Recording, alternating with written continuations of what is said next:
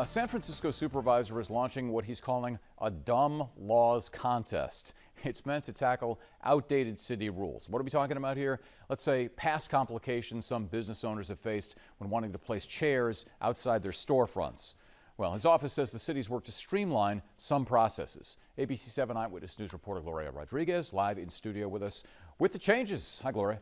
Hello. Yes, San Francisco has a history with unusual laws. In fact, it was the first city in the U.S.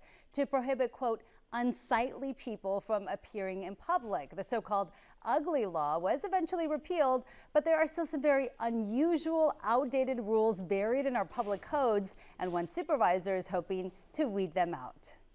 Maybe the dumb law might even get repealed. San Francisco Supervisor Alan Wong wants to hear from residents about their experiences with so-called dumb laws. So I think I want to just work on things that don't make sense and are making the lives of everyday people harder.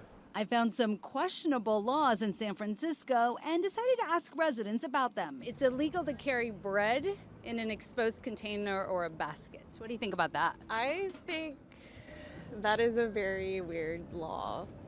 I don't think there should be a way that someone should carry their bread. Sounds kind of dumb. A little besides the point. I love it. I'm on a low-carb diet. No, I'm kidding. Obviously, that's silly. Here's another weird one. If someone sells used underwear to be used as a wiping rag, that's illegal under Section 694. That's a weird law, but I find it more disgusting than anything, using an underwear. Does it need to be illegal? It's a bad idea, but does it have to be illegal? So will Supervisor Wong work to repeal these odd laws? Possibly, but not so fast. Before we eliminate any proposed dumb laws, we need to make sure removing it is not dumb.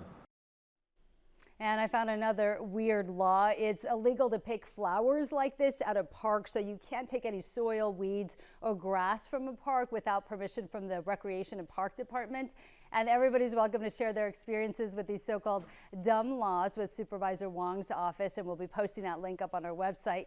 And the winner of the contest will be featured in their social media pages. And he says, who knows, that law just might be repealed. Live in the studio, Gloria Rodriguez, ABC 7 Eyewitness News. So Larry, some weird laws still out there. All right, so if I got this straight, no exposed bread, don't pick the weeds, and don't use your underwear to wash the car. I got it. You got it. 3 for 3. Thank you.